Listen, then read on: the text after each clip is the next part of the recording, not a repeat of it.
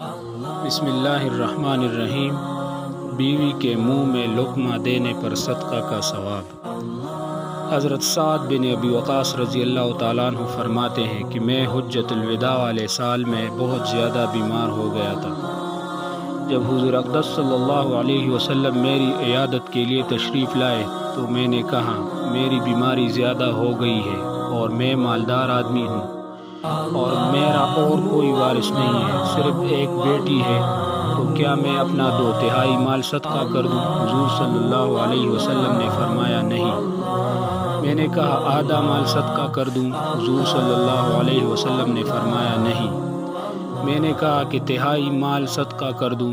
آپ نے فرمایا ہاں 1/3 مال صدقہ کر دو، اور 1/3 بھی بہت ہے۔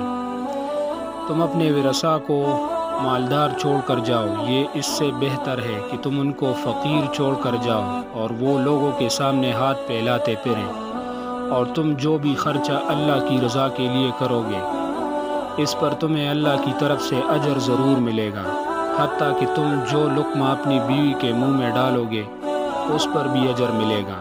میں نے کہا یا رسول اللہ، مجھے تو ایسا لگ رہا ہے کہ اور مہاجرین تو آپ کے ساتھ مکہ سے واپس چلے جائیں گے، میں یہاں ہی مکہ میں رہ جاؤں گا اور میرا انتقال یہاں مکہ میں ہو جائے گا، اور چونکہ میں مکہ سے ہجرت کر کے گیا تھا تو میں اب یہ نہیں چاہتا کہ میرا یہاں انتقال ہو۔ حضور صلی اللہ علیہ وسلم نے فرمایا نہیں، تمہاری زندگی لمبی ہوگی اور تمہارا اس مرض میں یہاں انتقال نہ ہوگا، اور تم جو بھی نیک عمل کرو گے اس سے تمہارا درجہ بھی بلند ہوگا اور تمہاری عزت میں بھی اضافہ ہوگا، اور تمہارے ذریعے سے اسلام کا اور مسلمانوں کا بہت فائدہ ہوگا اور دوسروں کا بہت نقصان ہوگا، چنانچہ عراق کے فتح ہونے کا یہ ذریعہ بنے۔ اے اللہ، میرے صحابہ کرام رضی اللہ تعالیٰ عنہم کی ہجرت کو آخر تک پہنچا، درمیان میں مکہ میں فوت ہونے سے ٹوٹنے نہ پائے، اور مکہ میں موت دے کر انہیں ایڑیوں کے بل واپس نہ کر۔ ہاں، قابل رحم سعد بن خولہ ہے کہ وہ مکہ سے ہجرت کر کے گئے تھے اور اب یہاں فوت ہو گئے ہیں۔